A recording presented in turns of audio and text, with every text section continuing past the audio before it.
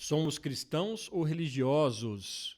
O que vai rolar no Apocalipse? O que Jesus e a Bíblia fala sobre sexualidade? Tem isso e muito mais nesse papo incrível que a gente tem hoje aqui no podcast. Solta a vinheta.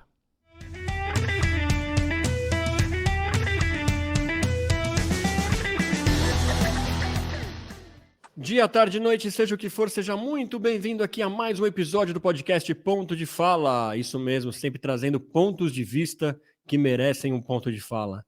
Mas antes de a gente começar mais um super papo inspirador aqui com vocês, eu quero pedir, se inscreva aí no canal, isso mesmo, acione o sininho da rede social, deixe seu like, seu comentário, sugestão, assim mais gente tem acesso aos nossos papos que vão ao ar todas as terças e quintas. E agora, galera, a gente está lá no Apoia-se, isso mesmo. Clica aí no link da descrição, apoia.se/ponto de fala, saiba como ser um apoiador do canal e ter vantagens exclusivas, em como conhecer aqui o nosso estúdio, os bastidores, participar das nossas reuniões de pauta, enfim, tem muita coisa legal para os nossos apoiadores. Sem perder mais tempo, hoje vamos falar sobre muita coisa bacana, interessante e importante, falar sobre religião, né, sobre cristianismo.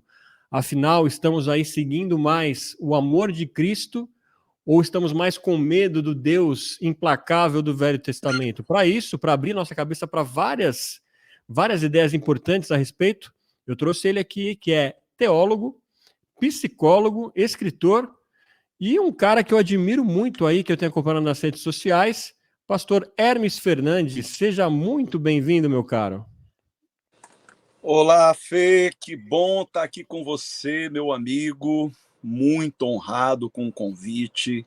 Eu tenho certeza que a gente vai ter um papo aqui muito legal, muito esclarecedor, muito edificante. E obrigado àqueles que nos acompanham nesse papo. E eu espero que ao longo da conversa a gente possa tocar em assuntos sensíveis, porém extremamente pertinentes, principalmente em dias de tanta intolerância como estes em que temos vivido. Muito bem, pastor. Agora me diga uma coisa, eu tenho sempre a sensação de que é um desafio para as igrejas falar de Cristo, do amor de Cristo, né?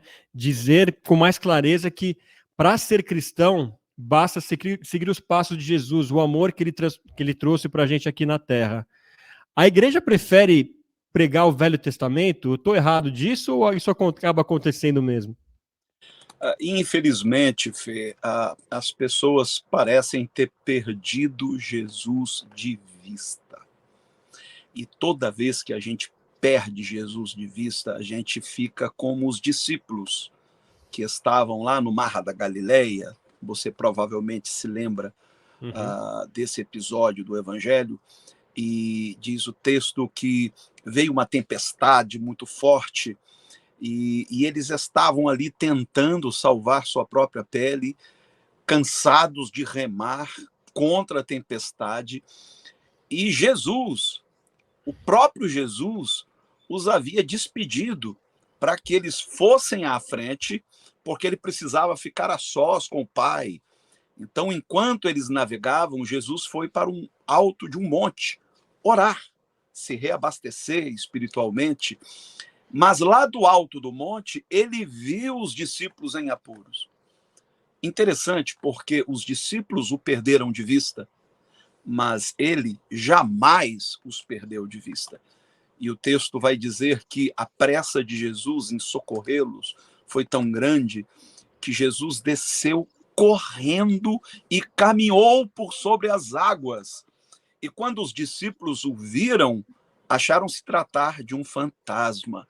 Foi Pedro quem o reconheceu no meio de toda aquela tempestade, e disse: não, não é um fantasma, é Jesus que vem ao nosso encontro. Hoje, os cristãos se parecem com os discípulos desse episódio. Eles perderam Jesus de vista, eles estão fitando os olhos em outras coisas. Alguém às vezes me pergunta: então o Velho Testamento perdeu a vigência? Não serve mais? Então por que a gente não o arranca das Escrituras? E eu costumo responder que a Bíblia é o registro de uma revelação de Deus à humanidade mas que não se deu assim de uma vez por todas, porque nós não tínhamos estrutura para isso. Então, o Velho Testamento, em especial, contém esta revelação de Deus de maneira gradual. São percepções distintas acerca de Deus. Durante um tempo, por exemplo, Deus era visto como uma divindade tribal. Cada povo tinha o seu Deus. Então, os cananeus, por exemplo, serviam lá a Dagon, outros serviam a Baal, e o povo de Israel servia a Iavé, ou a El Shaddai, como foi chamado nos dias de Abraão. Jesus veio para corrigir nossa percepção de Deus. É Jesus quem introduz a ideia de que Deus é Pai. Jesus se dirige a ele como Abba, que quer dizer paizinho, ou como dizem os nossos irmãos baianos, painho. Painho, é. Porque até então a ideia que se tinha de Deus era de um rei distante, que estava apenas atuando no mundo através de um governo quase que déspota. Outros o viam como um general, como um guerreiro implacável. E Jesus, quando pedido para que ensinasse aos seus discípulos a orar, disse: vocês vão chamá-lo de Pai, Pai Nosso. Lá em Hebreus, uma epístola muito importante do Novo Testamento, o escritor sagrado diz: havendo Deus outrora falado de muitas maneiras aos nossos pais, pelos profetas, nos últimos dias, nos falou através do seu Filho.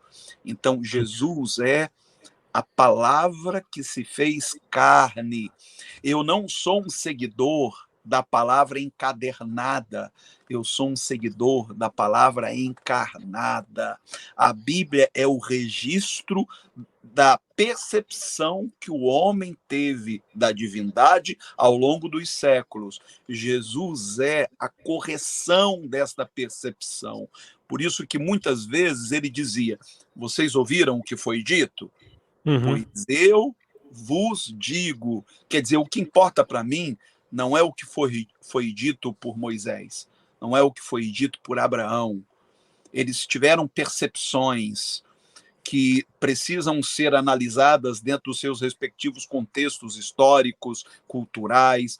Agora, Jesus nos traz a palavra final, uma percepção mais acurada de quem é Deus, o nosso Pai Celestial. Muito legal essa introdução, Hermes. Agora, explica pra gente, né, como que a gente deve encarar, então, essa parte tão pesada de lei que a gente vê, sobretudo, estava comentando aí no Velho Testamento, né? Porque parece que, por conveniência, algumas religiões, algumas igrejas acabam separando, né, recortando algumas passagens ali que aconteciam, sobretudo nessa trajetória, né, do povo ali até em busca da Terra Santa, para instruir métodos até de alimentação, ou métodos de como que deve seguir a limpeza, ou mesmo induzir o gênero, né, sexual. Como que a gente deve encarar essas passagens, né? Por que foi indicado aquilo? Como você estava dizendo, eu queria que você explicasse um pouco melhor. Era uma coisa direcionada para aquele povo, para aquela época, para que não houvesse confusão? Porque, afinal, imagina, né, eram milhares de pessoas andando ao mesmo tempo no deserto. Rapaz, cada passagem precisa ser examinada à luz do contexto. Então, por exemplo, né, muitas leis foram dadas, inclusive regras dietéticas, durante o chamado Êxodo, quando o povo hebreu estava em trânsito pelo deserto, que é um ambiente inóspito, Sim. difícil. E então, vou dar um exemplo aqui, a mulher, quando estava menstruada, ela precisava passar por uma quarentena, ela tinha que se isolar do resto do povo, ela não podia ter qualquer contato social até que findasse a sua menstruação.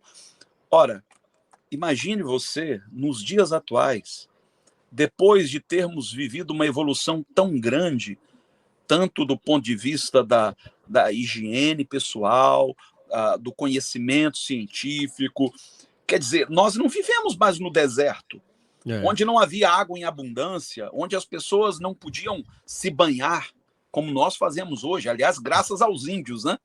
Graças aos indígenas, nós aprendemos a tomar banhos diários, que até hoje na Europa não é costume do povo europeu tomar banho todo dia. Então, a gente tem que considerar o contexto. Não dá para simplesmente pegar passagens bíblicas ao nosso bel prazer e aplicá-las nos dias de hoje. Então, por exemplo, há uma questão relativa ao uso de roupas masculinas por parte das mulheres e roupas femininas por parte dos homens. Mas não havia, à época, um modelo que fosse feminino. Não tinha aquela história de menino veste azul e menina veste rosa. Todos usavam vestidos. Homens e mulheres usavam vestidos. Mas qual era a questão aí? Mais uma vez, devido à higiene. Porque o povo estava em trânsito no deserto e, de acordo com o registro bíblico, o povo era guiado por uma nuvem, né? Durante o dia era uma nuvem que visava prover sombra para todo o povo, e durante a noite a nuvem se transformava numa coluna de fogo que visava aquecer aquele povo durante as noites gélidas do deserto. E quando a nuvem se movia, as pessoas tinham que se apressar, desmontar rapidamente as suas tendas para segui-la, para não ficarem perdidas no meio do nada. E nessa correria, para não perder de vista a nuvem, muitas vezes os homens acabavam vestindo a roupa de mulheres que estavam menstruadas. E isso era absolutamente anti-higiênico. Então, já para evitar esse tipo de constrangimento, Deus já determina ali, através da lei de Moisés, que as roupas dos homens deveriam ser mantidas separadas das roupas femininas, homens não deveriam se vestir com as roupas das mulheres e nem vice-versa. Hoje nós transformamos isso em leis morais. Incrível, e não tem né? absolutamente nada a ver. Incrível isso, né? Incrível como essas coisas acontecem. E assim, a gente acaba esquecendo, né? Porque embora que seja a Bíblia Sagrada, né? E tudo mais, teve todo um processo até de chegar, muitas versões até chegar até hoje, né, pastor? Inclusive foi uma decisão feita por homens, né? Queria que você explicasse aí como que foi constituído e até como foram escolhidos os livros da Bíblia até que a gente chegasse a essa versão, porque a gente sabe que muitos livros ficaram de fora, por exemplo, né? Isso aconteceu lá em Roma, naquela instituição da igreja pelo Estado? Explica para a gente mais ou menos. Sim, o que acontece? Muitos livros, principalmente cartas apostólicas, corriam entre as igrejas livremente. E algumas eram reconhecidas por sua autoridade, porque tinham assinatura, ou de Paulo, ou de Pedro, ou o estilo que eles usavam também era muito reconhecido pelos discípulos. Mas como também tinha gente que muitas vezes se fazia valer da credulidade das pessoas, escreviam em nome de um apóstolo para enganar. Então chegou um momento em que acharam necessário estabelecer um cânon. Isto é, alguns livros deveriam ser separados de outros e considerados como autênticos, como autorizados. Isso não foi feito da noite para o dia. Aquele concílio a que você se refere estabeleceu uma regra, estabeleceu um número de livros, tanto do Velho, Antigo Testamento, quanto do Primeiro Testamento. Alguns livros que eram considerados foram mantidos excluídos, como, por exemplo, o livro de Enoque. O livro de Enoque hoje figura entre os livros canônicos na Bíblia dos cristãos orientais, dos cristãos ortodoxos, mas não contém na nossa Bíblia, na Bíblia dos cristãos ocidentais. Quando aconteceu, por exemplo, a Contra-Reforma, no chamado Concílio de Trento, resolveram incluir mais alguns livros, porque Lutero estava batendo muito. Lutero e os demais reformadores batiam muito no fato de que alguns dogmas da Igreja Católica não encontravam amparo nos 66 livros considerados canônicos. Então, incluiu-se outros livros para dar embasamento. Então, você vê hoje que a Bíblia Católica tem um número de livros, a Bíblia evangélica, protestante, tem um número um pouco menor de livros. Outra coisa também muito interessante, Fê, é que na época da igreja primitiva, os livros eram em forma de rolos. Sim, Você já imaginou? Hoje muita gente acha que um cristão autêntico é aquele que carrega debaixo do braço essa coleção de livros que nós chamamos de Bíblia Sagrada. Cara, nos primórdios da fé cristã, isso era impossível. Imagine ter que carregar 66 pergaminhos. Meu Deus.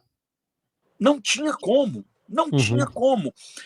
Então, nós não somos o povo do livro. Nós somos, enquanto cristãos, o povo de Cristo.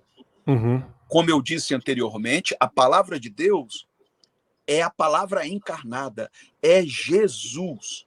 Jesus diz: examinai as Escrituras, porque elas testificam de mim.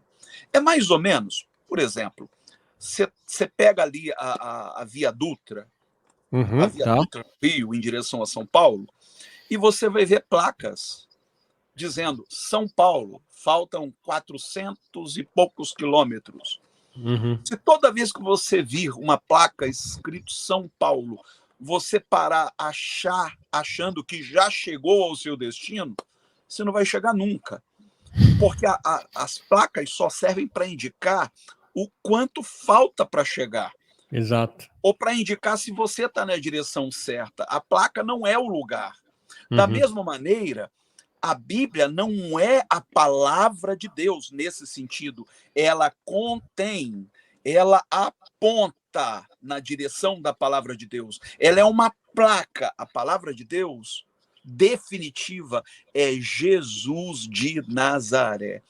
Um dia, Mahatma Gandhi disse algo que eu considero sensacional. E veja que ele não era cristão. Ele era um hindu.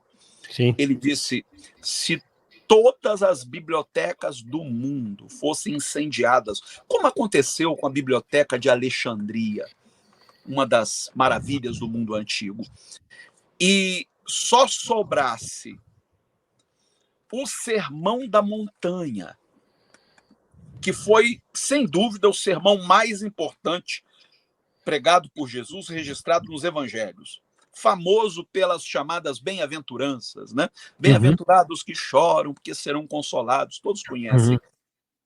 O Mahatma Gandhi diz: se perdêssemos todos os livros e só restasse esse sermão, a humanidade não teria perdido nada. Olha só. Porque ali está o ideal divino, a sociedade sonhada por Deus. Sonhada por Deus, pelos profetas e pelos poetas. Ali está, no Sermão da Montanha. Hoje, é raro, Fê, você entrar numa igreja onde o Sermão da Montanha está sendo pregado. Eles pregam a abertura do Mar Vermelho, eles pregam a queda dos muros de Jericó, pregam o Davi e Golias, pregam sobre Sansão, sobre Jonas, que foi engolido pelo grande peixe. Ou, quando chegam nos evangelhos, eles se atêm aos milagres. A cura lá do paralítico de Cafarnaum, a mulher que sofria um fluxo de sangue, e etc. e tal. Mas pouco se fala do reino de Deus, que está ali, contido no Sermão da Montanha. Se nós nos voltássemos para o Sermão da Montanha, você pode ter certeza, a igreja adotaria uma configuração completamente diferente daquela que nós encontramos em nossos dias. Não, muito legal. E tem que lembrar que nessa onda aí que você citou aí de pregações, tem o dízimo também, né? Tem. Malaquias 3:10, né? É isso? Essa é a passagem predileta. Essa tem que ter, né? Sim. Agora, você falou do Sermão da Montanha, nem sei se está exatamente no Sermão da Montanha, mas para mim é muito simbólico quando Jesus fala ali para os fariseus, né, de que quando eu tive fome, você não me deu o que comer, quando eu tive sede, você não me deu o que beber, quando eu estava fora de casa, você não me deu, né, hospitalidade. Pouca gente prega sobre isso, né? E para mim, se eu tivesse que resumir o que é ser cristão, tá exatamente nessa fala de Cristo, né? Que ele fala quem ele vai reconhecer quando ele vier para cá de volta, né, Hermes? É verdade. Tem uma outra passagem que ele diz que no último dia, muitos dirão: Senhor, no teu nome expulsamos demônios, em teu Isso. nome curamos os enfermos. E ele vai dizer: eu nunca vos conheci. Apartai-vos de mim, vós que praticais a iniquidade. Uhum. Então, o expulsar demônios e curar enfermos não significa o endosso divino àquilo que está sendo pregado. Agora, a passagem a que você se refere, Uhum. Fernando, está lá em Mateus capítulo 25. É o Uhum. segundo sermão mais importante pregado por Jesus, Tá. que é conhecido como sermão profético. Sim. E lá ele diz que no dia do acerto de contas, no qual todos indistintamente compareceremos, ele colocará diante de si toda a humanidade e dirá a uns: vinde, benditos do meu Pai, e recebei por herança o reino que vos está preparado desde antes da fundação do mundo. Uhum. Porque eu tive fome e me destes de comer. Eu tive sede e me deste de beber. Eu era forasteiro e me hospedastes. Eu estive preso e fostes me ver. Uhum. E eles dirão: mas peraí, Senhor, quando isso aconteceu? Nós não nos lembramos. E ele dirá: quando fizestes a um dos meus pequeninos. E ele dirá aos outros: apartai-vos de mim, porque eu tive fome e não me destes de comer. Eu tive sede, não me destes de beber. Mas quando, Senhor? Quando deixasses de fazer a um dos meus pequeninos. Uhum. A verdadeira religião, religar, aquela que nos religa com Deus, é aquela que nos religa com o nosso semelhante. A Uhum. conversão que o evangelho pede de mim não é a conversão a um dogma religioso. Não é que eu deixe de ser, digamos, católico e agora diga que sou evangélico, ou eu deixe de ser budista para ser cristão. A conversão que o evangelho me propõe é converter-me àqueles com os quais Jesus se identifica. E Uhum. quem são eles? É o meu próximo e, de maneira muito especial, aquele que está às margens, Uhum. aquele que foi excluído, que é injustiçado, que é vítima desse sistema opressor que está aí.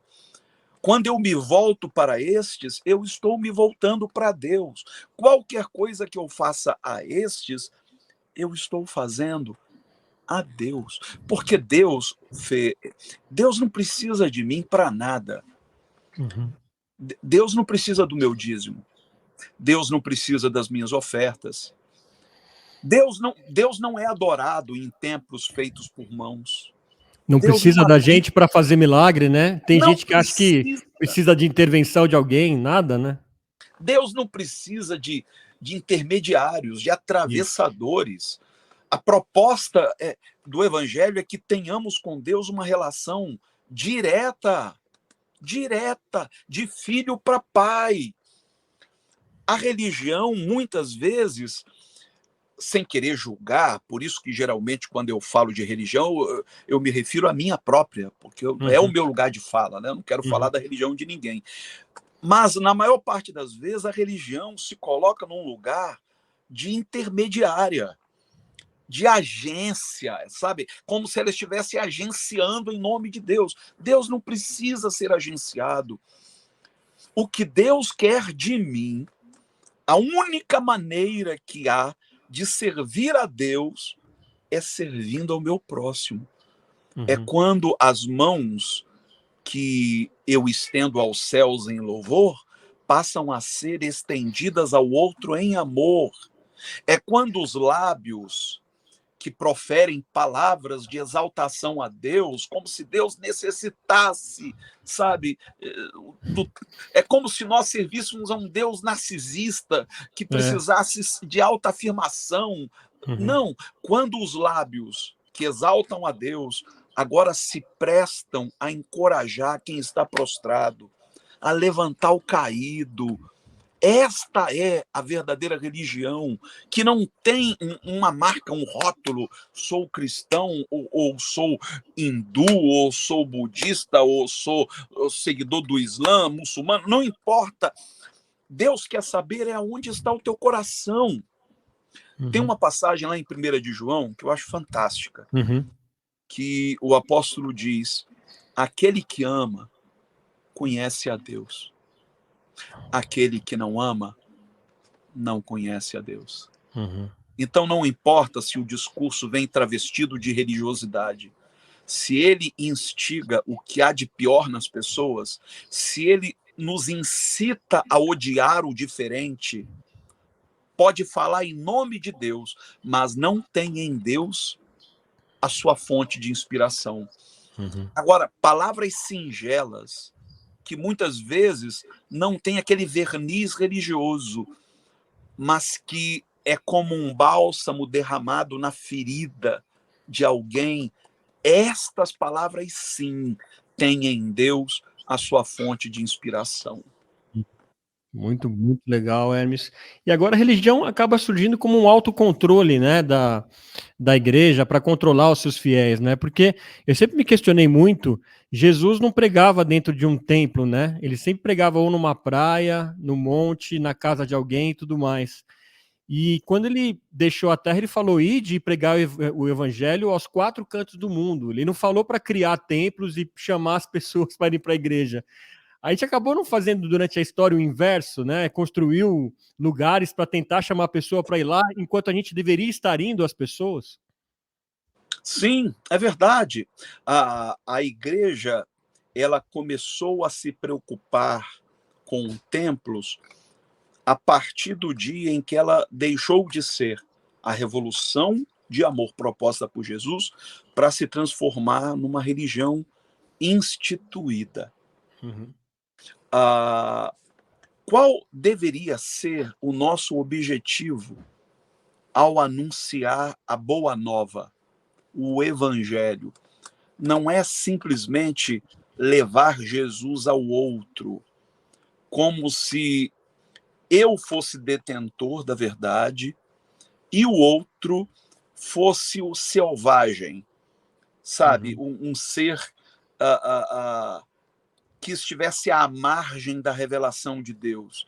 Tá. Foi esta ideia da qual os colonizadores eram imbuídos quando pilharam civilizações inteiras, como fizeram com os maias, com os astecas, com os incas, porque eles se achavam detentores do monopólio da verdade. Tá. Nós temos a verdade, eles estão nas trevas. Nós precisamos romper com esse paradigma. Quando eu anuncio o evangelho, eu não estou indo levar Jesus ao outro, eu estou indo buscar Jesus nele.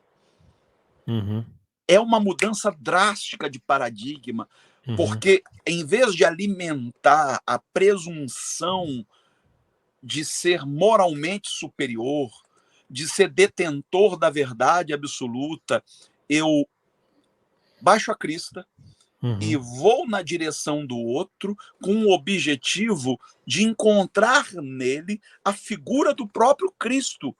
Cristo está ali à espera de mim, das minhas mãos estendidas.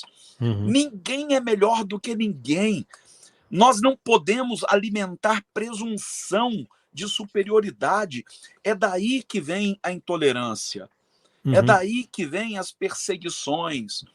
Porque se eu me convenço de que aquele centro de Umbanda, próximo da minha casa, está cultuando a demônios, que as pessoas que ali estão nas trevas, em vez de me aproximar deles de maneira reverente, buscando encontrar neles o próprio Cristo, Uhum. independentemente dos dogmas religiosos, eu me vejo no direito de demonizar aquela cultura.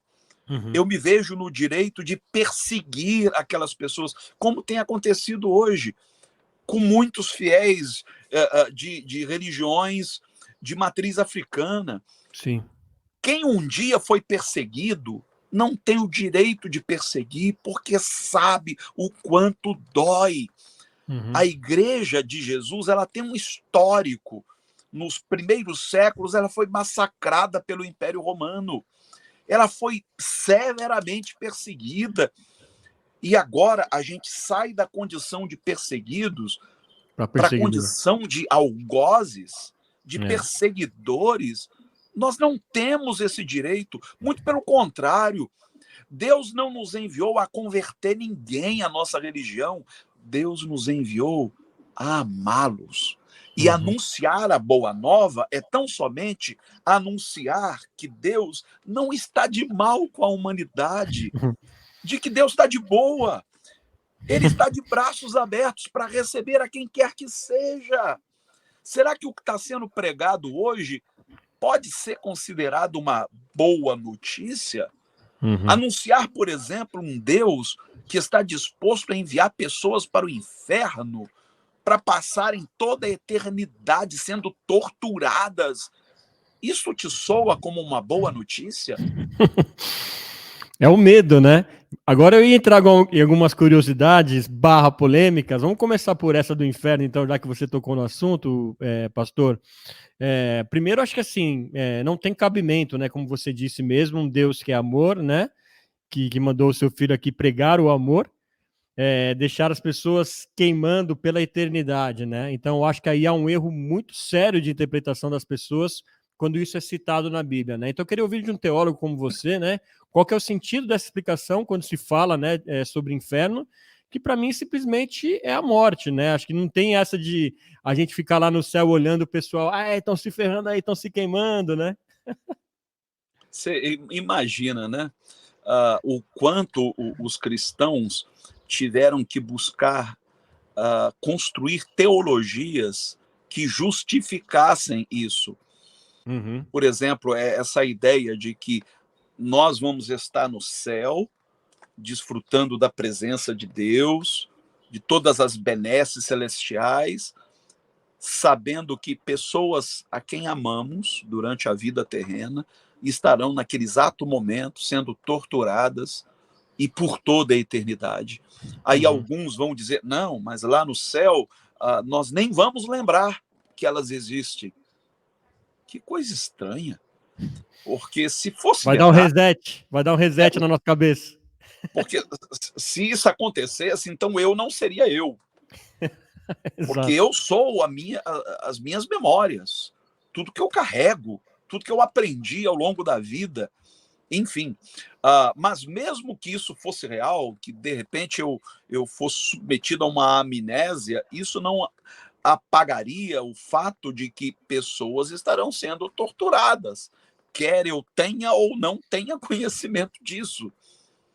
Bem, então como é que nós interpretamos o que Jesus diz? Eu já Uhum. vi pregadores afirmarem que Jesus falou mais do inferno do que do céu. Esse pessoal está precisando ler a Bíblia com Que Bíblia outras é lentes.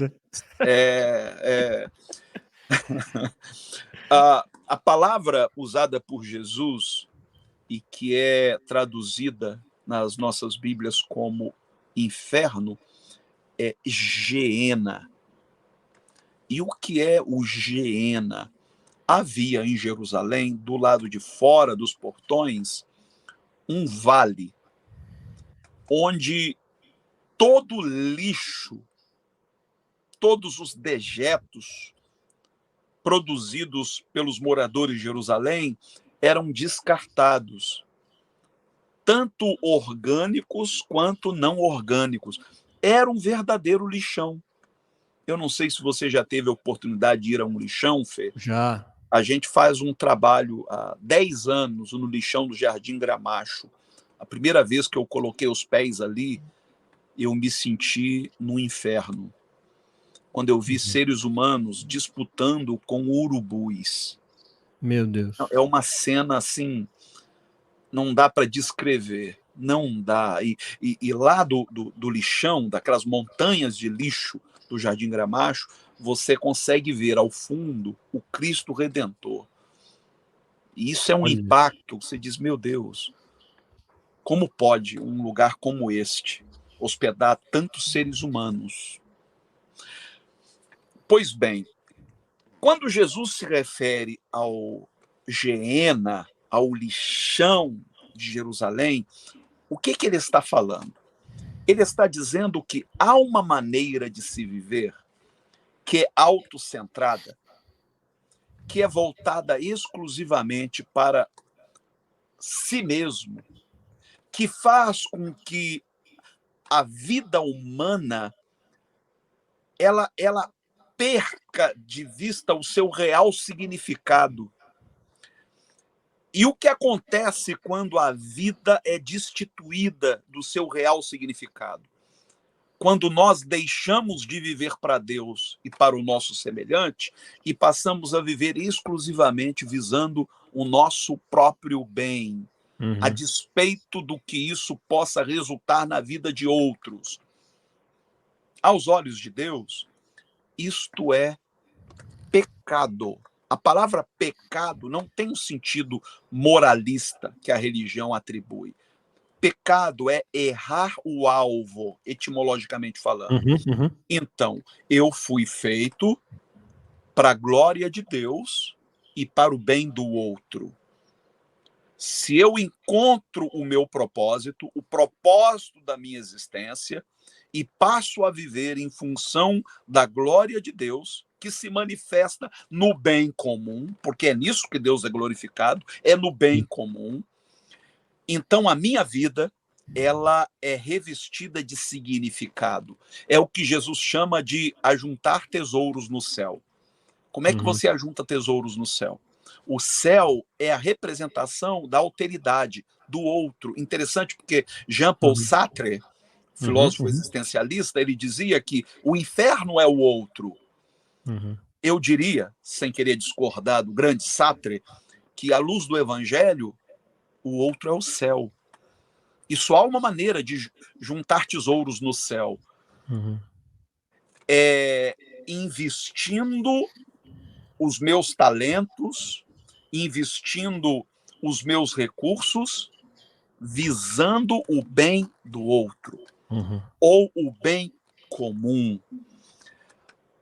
Quando você vive na contramão disso, você vive de maneira ensimesmada, voltado para si, você está errando o alvo da sua existência.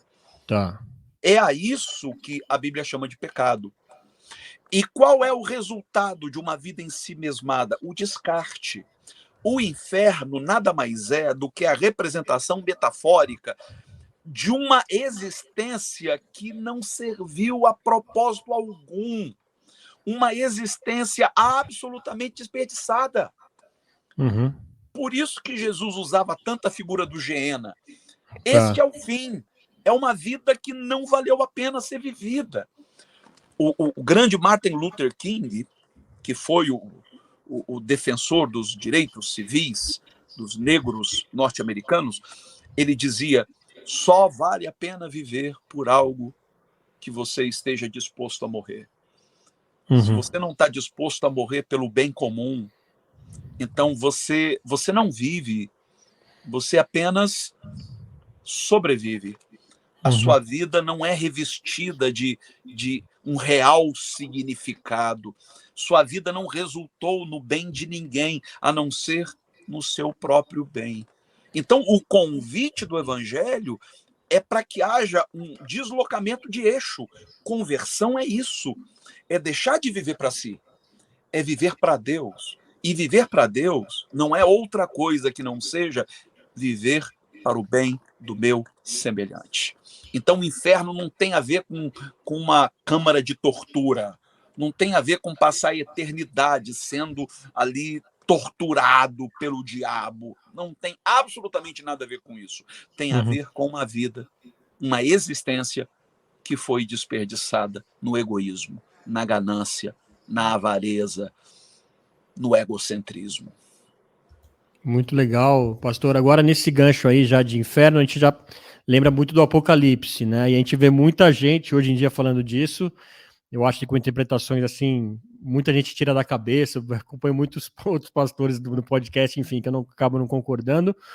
Mas qual que é a real do livro de Apocalipse, né? Muita gente fala que ele não é literal, muitos eu já ouvi falar que é uma carta específica para o povo ali de Israel, para Jerusalém, para aquelas igrejas, e não teria a ver com um movimento global, né, como um todo. O que a gente tem que tirar de lá, e dá para saber em que ponto a gente está da história, se a gente está perto ou não? Rapaz, você caprichou nas perguntas, hein? Eu sou professor de escatologia. Tá. Eu amo a escatologia bíblica.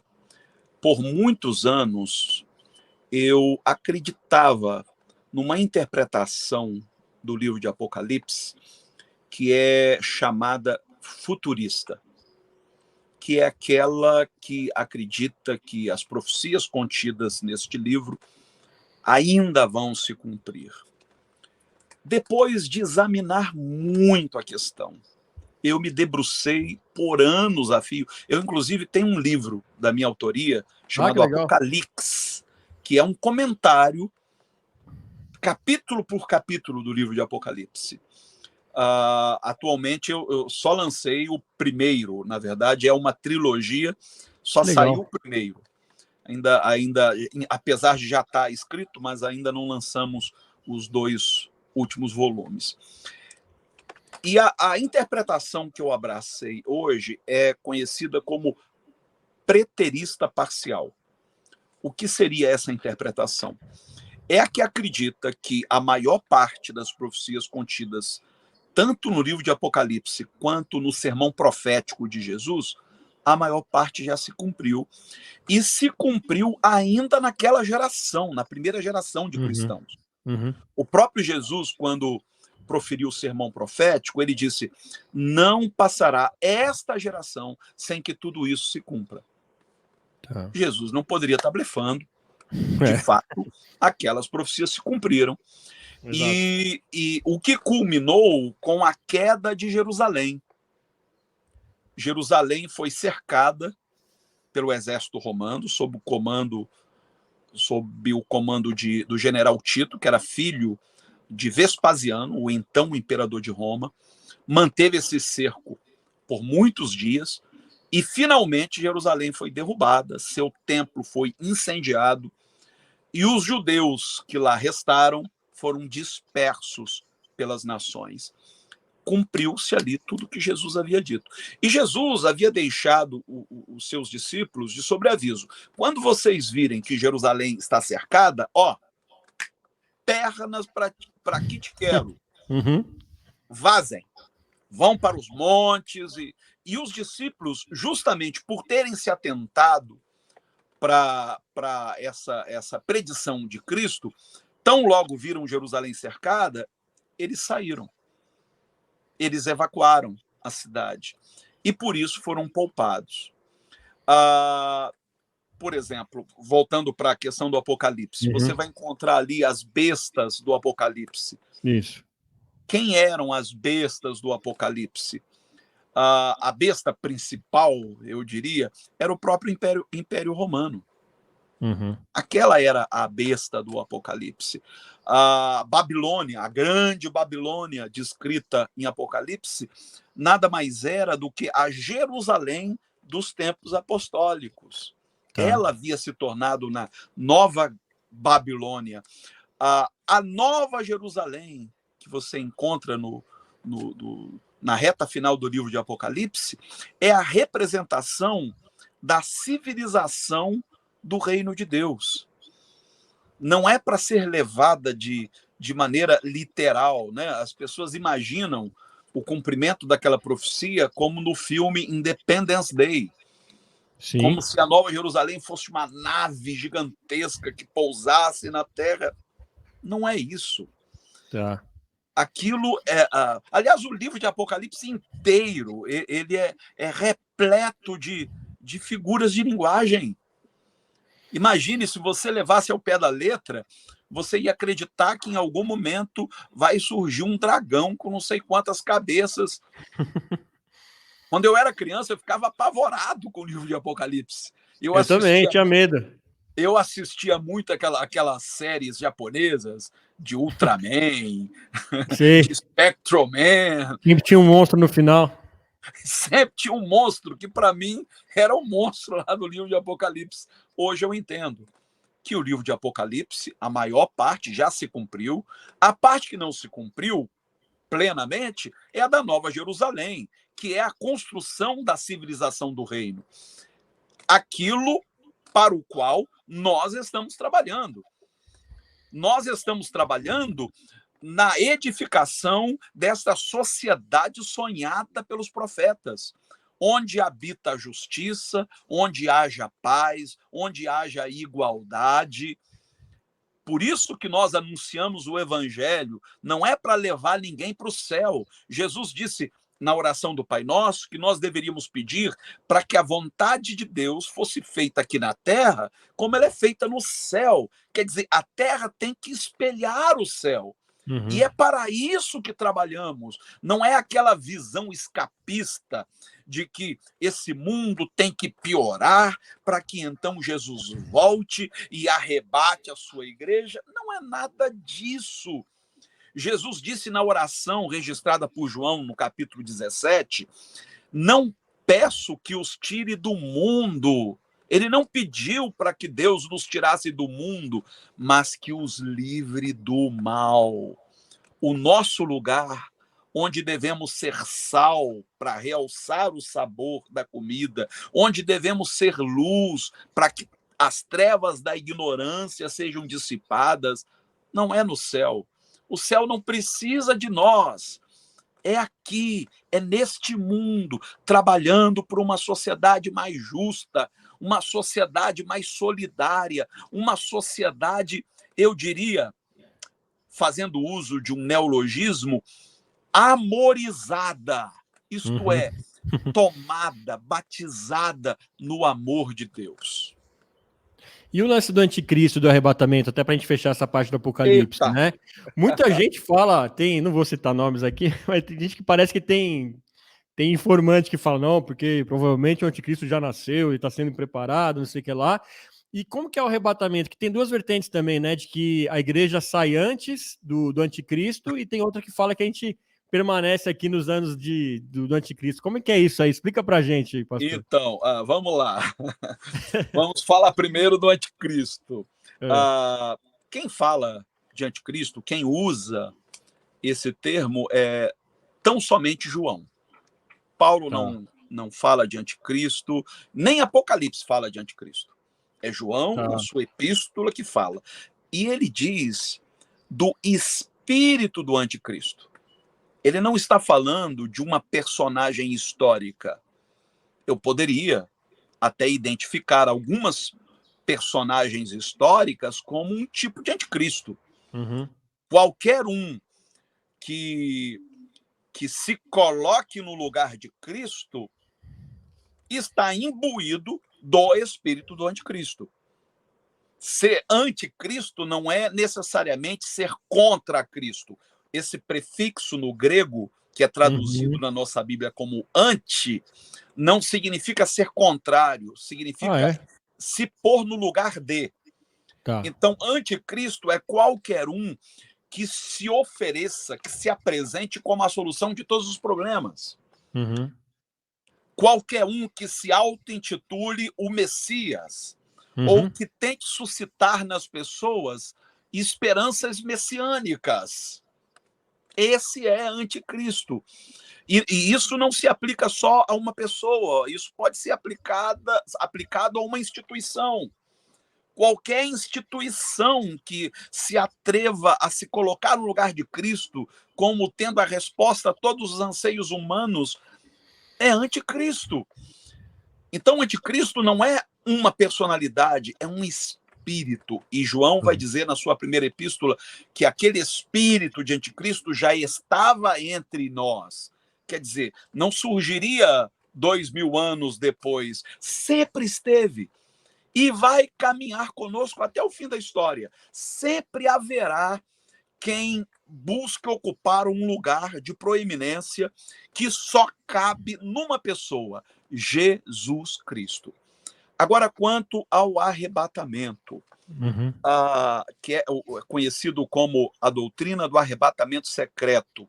Isso. Coloca a vinda de Cristo dividida em duas etapas. 2 atos, né? Uma secreta, que seria o arrebatamento, onde os crentes desapareceriam, como se vê naquele filme Deixados para Trás. Isso, exato. E depois, anos depois, Jesus viria de maneira pública. Todo olho veria e aí seria o juízo final. Eu tenho razões muito fortes para acreditar que isso não é verdade. Primeiro, que esse ensinamento surgiu mais ou menos há 200 anos. Por 1.800 anos de fé cristã, nunca se falou disso. Nunca se falou que a vinda de Cristo seria dividida em duas etapas. Isso surgiu através de uma teologia conhecida como dispensacionalista. Surgiu com um cara chamado John Darby, um inglês. E foi popularizada através dos comentários de rodapé da Bíblia de Scofield.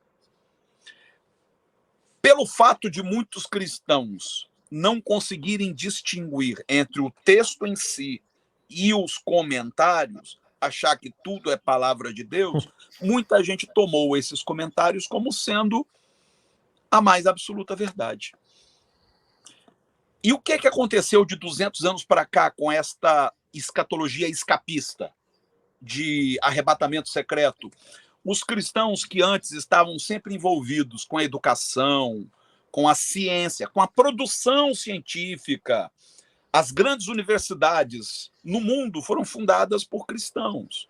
Eu poderia citar várias: Harvard, Yale, Princeton e muitas outras. A partir do dispensacionalismo, os crentes disseram: por que nós vamos nos envolver com essas questões mundanas se Jesus está voltando? Começaram a tirar os filhos da escola. Olha que loucura. Que coisa. Deram as costas para a cultura, deram as costas para a ciência. Veja no que deu. Como é que eu vejo o arrebatamento, conforme o apóstolo Paulo vai dizer lá aos Tessalonicenses? Quando Jesus vier em glória, nós seremos arrebatados, isto é, tirados deste mundo, para nos encontrarmos com ele nos ares. É isso que Paulo deixa claro ali. Para então virmos com ele. Ele não vai nos levar para nenhum outro lugar. Nós vamos recepcioná-lo. A palavra grega usada por Paulo é parúsia. Este termo era o termo usado pelos romanos para descrever a chegada de César. Quando o imperador de Roma vinha fazer uma inspeção, visitar uma cidade anexada ao território do império, o que os cidadãos faziam? Uma recepção. Saíam da cidade para encontrá-lo no caminho. Entendi. Esse encontro com o imperador a caminho da cidade, para entrarem juntamente com ele na cidade, tinha o nome de parúsia. E Paulo usa justamente parúsia em referência à vinda de Jesus. Uma outra coisa interessante, se você me permite, Fê, Claro. você raramente vai me ouvir falar em volta de Jesus. Eu não gosto desse termo, porque esse termo não está na Bíblia. Não está no Novo Testamento. Tá. Eu prefiro vinda de Cristo e não volta. E por quê? Como eu disse, eu falei de parúzia, mas há outras duas palavras usadas em referência ao mesmo evento. Epifania, que quer dizer manifestação. É algo que estava invisível, de repente se tornando visível. Tá. Epifania. E o outro termo é apocalipsus, de onde vem apocalipse, que quer dizer revelação. Algo que estava oculto, agora se revela. Esses três termos, parúzia, epifania e apocalipsus, são os únicos termos usados no Novo Testamento em referência à vinda de Cristo. Porque é a manifestação. Por que eu não uso o termo volta? Porque volta quem está ausente. E ele disse em Mateus 28, estarei convosco todos os dias, até a consumação do século. Se ele disse que estaria, quem sou eu para dizer que ele não está? Então, quando eu digo Jesus está voltando, indiretamente eu estou dizendo, ele está ausente. Ele não está aqui. Veja, ele não está acessível aos olhos. Ele está oculto aos olhos. Por isso que Paulo usa o termo epifania. Ele vai se manifestar. Por isso que lá em Apocalipse diz, e todo olho o verá. Então, quando Jesus vier em glória, quando ele se manifestar, não vai ser secreto. Não, mas não diz lá que vai ser como ladrão? Quando diz que vai ser como ladrão, é no sentido de que vai ser sem aviso prévio. De repente.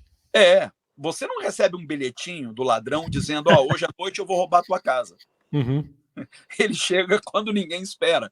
Pois Jesus virá em glória de maneira repentina, num abrir e fechar de olhos. E para terminar o assunto, que eu acho... Eu me empolgo, tá, filho? Não, a gente vai ter que fazer um só sobre o Apocalipse, que eu também adoro, mas a gente marca depois também. Mas fala aí. Então, Jesus está vindo em glória todo santo dia. Por quê? Quando nós deixamos esta vida, nós somos remetidos imediatamente àquele último dia. Eu não acredito que haja um período intermediário entre a minha morte e a vinda de Cristo em glória.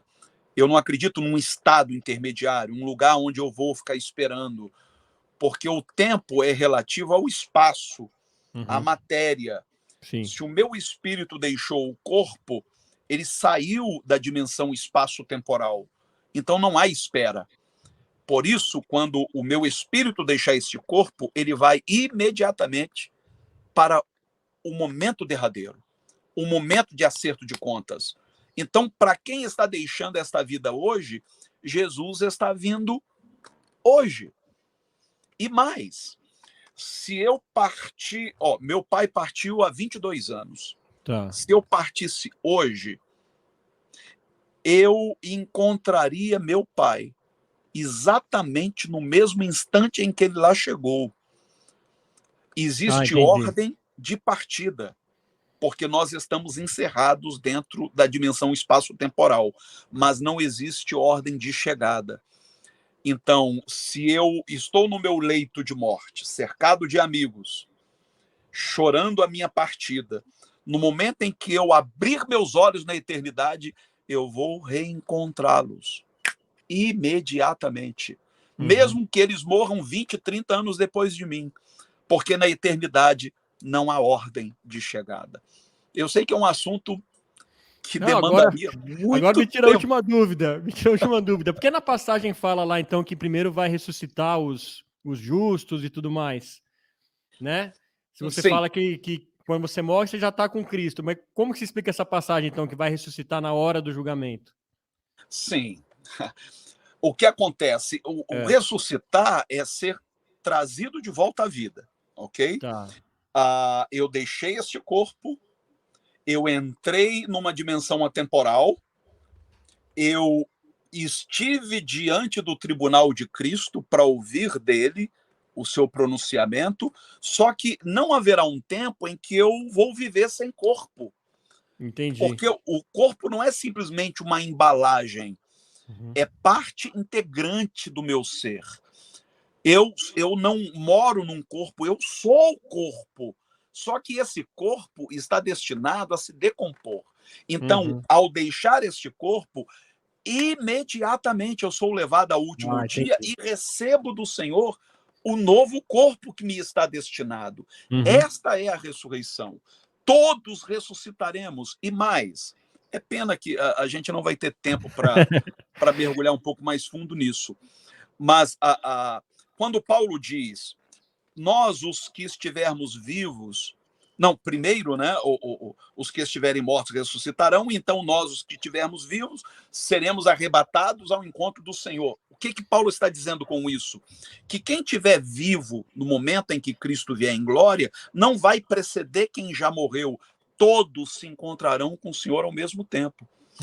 Não existe aquela divisão que o dispensacionalismo faz entre a ressurreição dos justos, acontecendo, sei lá, antes do milênio, antes da grande tribulação e tal, e lá, não sei quanto tempo depois, a ressurreição dos ímpios. Não existe. É só ler João 6, porque Jesus diz, vai chegar a hora em que todos os mortos ouvirão.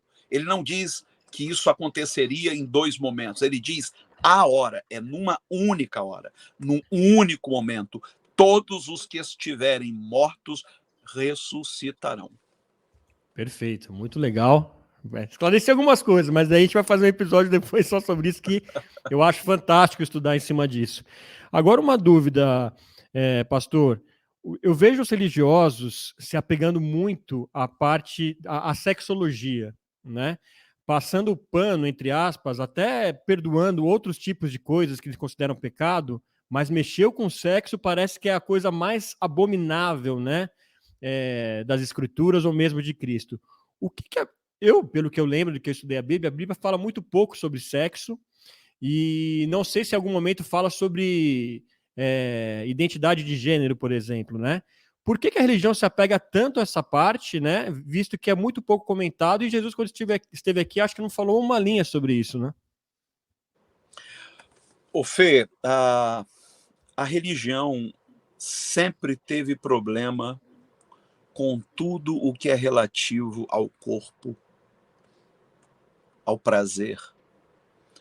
Nós herdamos dos chamados gnósticos. Não confunda com agnósticos. Tá. O agnóstico é aquele que não encontrou razão para crer.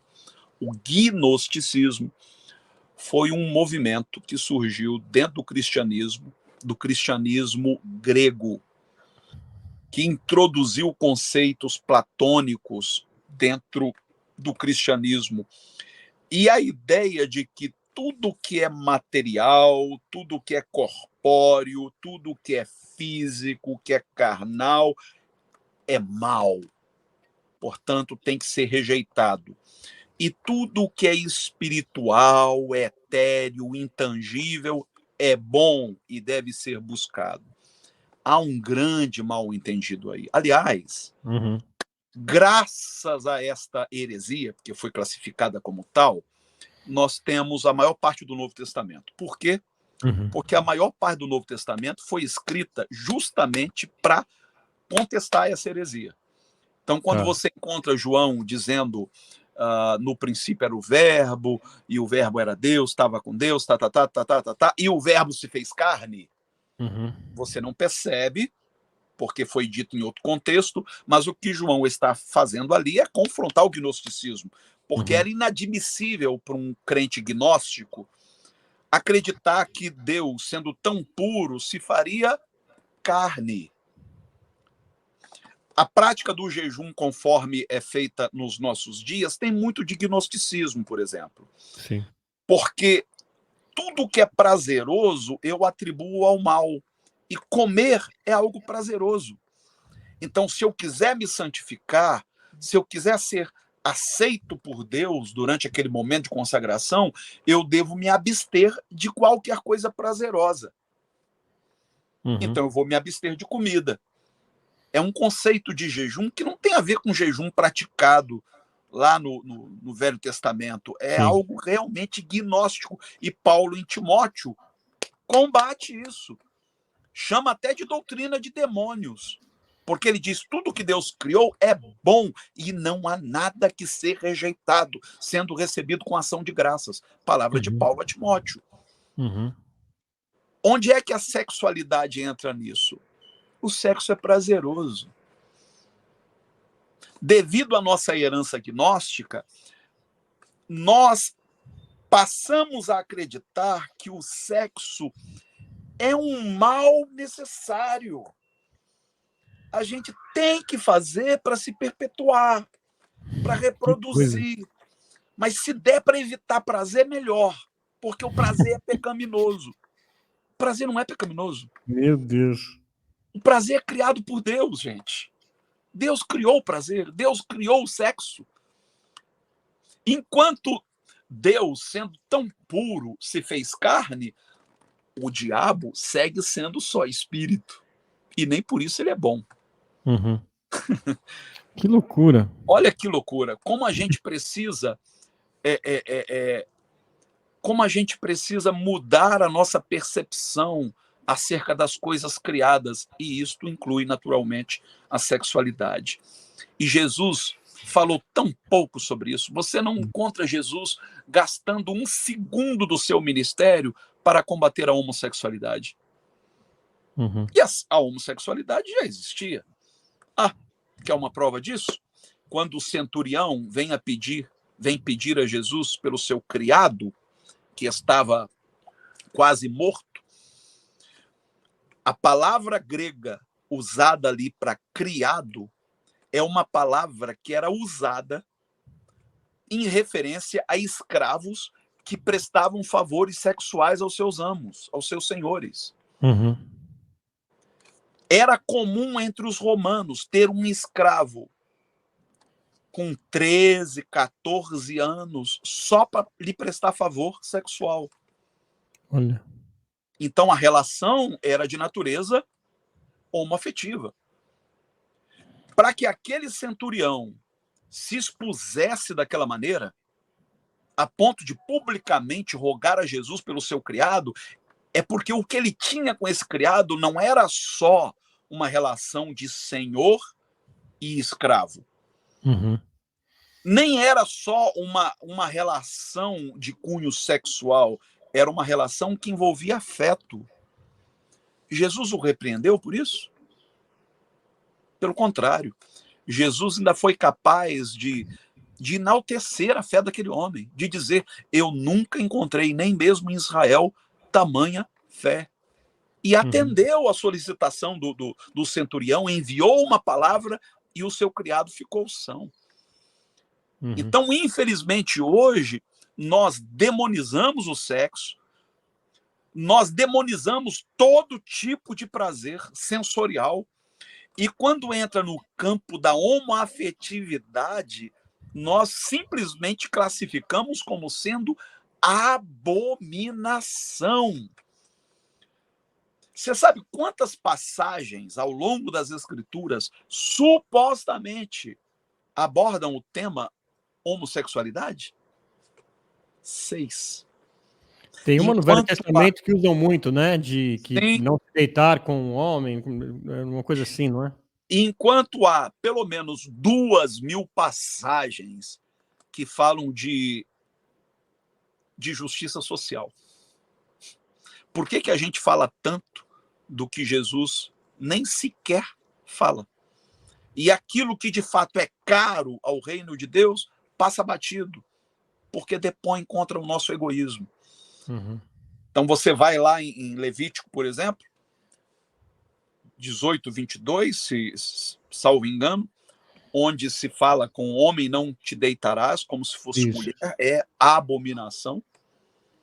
Na mesma passagem, no mesmo livro de Levítico, vai dizer que muitas outras coisas também são classificadas como abominação, como usar tecidos diferentes, como na mesma terra plantar culturas diferentes, como comer frutos do mar.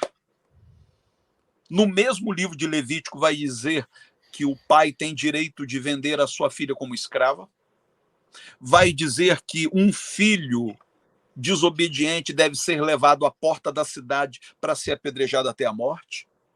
Meu Deus. Por que a gente resolve cismar só com aquela passagem que supostamente fala de homossexualidade? Isso fala muito de nós, da nossa homofobia. E o que aquela passagem está falando não é de homossexualidade. Você sabe que, para aquela época, a mulher era considerada um ser de segunda categoria. Se você quisesse humilhar um homem, bastava você relacionar-se com ele como se ele fosse mulher. Quer dizer, o que Deus tem em vista nesta passagem não é o ato sexual, é querer humilhar o outro, submetendo a uma relação. Não tem a ver com orientação sexual. Tem a ver com atentar contra a dignidade do seu semelhante. Era um costume tão forte à época que nas campanhas militares, geralmente o exército vencedor sodomizava os soldados capturados. Era a maneira de humilhá-los. Até o rei, quando capturado, era sodomizado aos olhos dos seus súditos para humilhá-lo. É isso que Deus considera abominação, e não uma relação consensual entre dois adultos do mesmo sexo. Olha só. Você vai encontrar outras passagens sempre dentro de um contexto. Romanos 1, 22, por exemplo, quando Paulo diz que por não quererem ter conhecimento de Deus, Deus os entregou a sentimentos perversos e tal. Paulo está falando ali de um contexto de idolatria, quando as pessoas adoravam as criaturas em vez do Criador. E o que o Império Romano promovia? Com frequência, os chamados bacanais, que eram festivais em adoração a Baco ou Dionísio, o deus do vinho, onde as pessoas se entregavam de maneira desenfreada a orgias, onde o que valia não era a orientação sexual da pessoa. Então imagine você, um homem, tendo que ter relações de natureza homossexual com outro homem, sendo ambos héteros. E isso é ser contrário à natureza. Da mesma maneira como você obrigar um homossexual a reverter sua sexualidade, a contrair matrimônio com uma pessoa do sexo oposto, mesmo sem desejo, isso também é uma violência contra o ser humano. Aí o que a igreja evangélica muitas vezes faz? Eu não quero generalizar, mas a julgar pelas manchetes de alguns jornais, é o que a igreja da Lagoinha, lá do seu André Valadão, anda fazendo. Eles criam o problema para então oferecer uma solução. A homossexualidade é apresentada como um pecado abominável e eles então oferecem a cura gay. Meu Deus. R$3.000 para a pessoa passar uma semana dentro de um retiro espiritual, onde vai passar por sessões de exorcismo, de cura interior, no afã de reverter a sua sexualidade. Isso é ou não é uma agressão, gente? O gay precisa de cura. Precisa sim. Ele precisa ser curado das feridas que nós causamos a ele, por causa da nossa homofobia travestida de religiosidade. Homossexualidade não é doença, homofobia é. Muito. Matou a pau aí, como costumam dizer, Hermes. É isso, eu concordo muito contigo. Super polêmica, que a gente poderia ficar aqui muito mais tempo. Eu tenho algumas pinceladas rápidas aqui para a gente encerrar aqui nosso papo logo mais. Quando você fala de justiça social e direitos humanos, parece que a igreja também caminha um pouco distante disso, né? A gente vê até a parte do espiritismo caminhar mais perto disso. Rola um medo de rotular Jesus como socialista para algumas pessoas? É possível. É né? possível. Só que seria de um anacronismo muito grande você querer rotular Jesus, É, seja de total. socialista ou de qualquer outro rótulo, porque são conceitos muito recentes. Agora, o que encontramos em Jesus é um defensor da causa humana, dos direitos humanos. Jesus foi capaz de intervir para impedir que uma mulher flagrada em adultério fosse sumariamente executada. Sabe onde? No pátio do templo. Sabe Exato. quem eram os seus algozes? Os religiosos. Então, Jesus era, sim, um defensor dos direitos humanos. Jesus nunca foi a favor de armamento, por exemplo. Uhum. Quando dizem, mas Jesus pediu que os discípulos se munissem de espadas, as pessoas não se dão trabalho de examinar o contexto. Ele disse, Mas... para que se cumpra tal profecia, que diz que o Filho do Homem seria contado entre os transgressores, no grego ali ele está dizendo entre os fora da lei, então eu quero que vocês tratem de providenciar espadas. Eram 12, providenciaram 2 e Jesus disse, já está de bom tamanho. Uhum. Não precisa mais. Mas ele não autorizou os discípulos a usar a espada. Uhum. Tanto não autorizou que quando Pedro usou, Jesus o repreendeu, dizendo, mete essa espada na bainha, porque quem com ferro fere, com ferro será ferido. Por que munir-se de espada era cumprir a profecia que dizia que ele seria contado entre os transgressores, entre os fora da lei? Porque dentro do perímetro do Império Romano, qualquer pessoa flagrada, munida de espada, era tida como subversiva. Uhum. Eram fora da lei. Por isso que Jesus pediu que os discípulos providenciassem espadas, mas em momento algum ele os autorizou a usá-las. Jesus foi o maior pacifista que houve. Foi Jesus quem disse no Sermão da Montanha, bem-aventurados os pacificadores.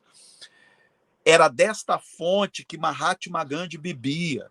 Por isso que Mahatma Gandhi conduziu a Índia a independência do Império Britânico sem dar um tiro, pregando a paz.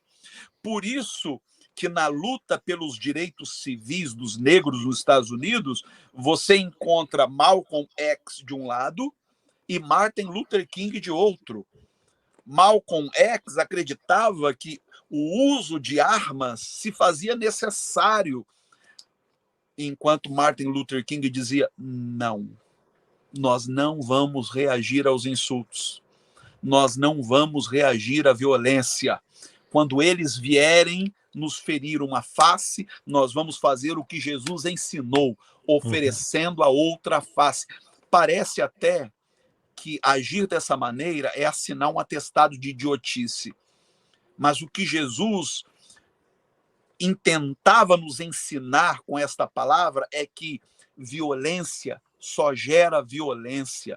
Para que o ciclo de violência seja interrompido, alguém tem que ser capaz de dizer não. Oferecer a outra face é desmontar o agressor, porque o agressor sempre espera de nós uma reação à altura da agressão que ele nos infligiu. Quando você oferece a outra face, você o surpreende. E é isso que o cristão tem que fazer diante de tanta violência. Não é incitar o ódio, como fez o senhor André Valadão, naquele sermão desastroso que ele pregou na igreja lá em Lagoinha, em Orlando. Não é dizer que, Deus não pode fazer mais nada porque ele colocou o arco-íris lá depois do dilúvio, mas agora está com vocês. Está conosco? Qual é o nosso papel agora? O nosso papel é alimentar o ódio? O nosso papel é criar esta rivalidade entre cristãos e LGBTs? Não, o nosso papel é criar pontes. O nosso papel é criar pontos de convergência e não manter as pessoas, cada uma na sua trincheira, com o espírito armado, com o coração carregado de ódio. Gente, Só o amor é capaz de vencer o ódio. E enquanto o ódio permanecer, o amor não pode parar.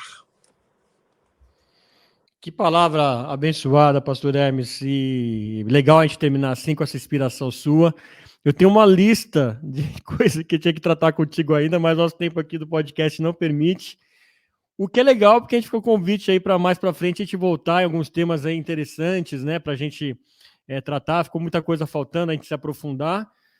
De cara aqui, quero agradecer a sua presença. A gente se sente muito honrado aqui. Eu sou um cara que acompanha o seu trabalho à distância, as suas palavras à distância. Elas têm impactado muito a minha vida e da minha família aqui em São Paulo. Então, eu queria te agradecer por isso. É um privilégio tê-lo aqui no nosso podcast e que esse encontro nosso, ainda que virtual, seja o primeiro de muitos, pastor. Muito obrigado mesmo. Fernando, muito obrigado. Você me desculpe a empolgação. Imagina, adoro Porque assim. são assuntos assim que fervilham na minha alma. Eu tenho muita vontade de compartilhar deste amor que Cristo tem derramado no meu coração para o máximo de pessoas. E eu espero ter dado aí alguma contribuição, ainda que singela, através desse bate-papo com você. Obrigado de coração. Sempre que precisar, estou aqui às ordens. Vai ser um prazer Muito servir. bem. E vamos tentar a próxima vez que você vier a São Paulo, a gente marca um encontro pessoal, né? Não foi possível dessa última vez, que eu sei que você esteve aqui, que eu que estava viajando nesse caso, mas ver se a gente marca um encontro aí, de repente faz alguma coisa no estúdio também, tá bom? Combinado, combinado. Sucesso aí no seu podcast e conte comigo. Pastor, antes de você ir embora, deixa pra gente qual que é a sua arroba nas redes sociais, para quem ainda não te segue, tem que fazer isso já, que vale muito a pena. Então, no Instagram é o @Hermes C. Fernandes. No Twitter é @Hermes Fernandes. No Facebook é @Hermes Fernandes Real. Que mais? No TikTok é @Hermes Fernandes, eu acho. Ou Tá. Hermes C. Fernandes, não Não, a gente lembro. vai checar e vai colocar tudo na descrição aqui do vídeo também para o pessoal acessar. Obrigado, gente. Tá Obrigado. Vai ser bom? um prazer ter a Obrigado, companhia de todos e obrigado todas. mesmo. E obrigado a você que acompanhou aí mais um episódio aqui do podcast Ponto de Fala. Não se esqueça, se inscreva no canal se você ainda não fez. É rapidinho, não custa nada, não dói nada. E é muito importante aqui para a gente continuar levando esses papos deliciosos e inspiradores como esse que a gente teve com o pastor Hermes aqui hoje, tá bom? Então a gente conta muito com vocês e te espera aqui no próximo episódio. Meu nome é Fernando Tuller, esse foi mais um Ponto de Fala. A gente se vê no próximo. Até lá.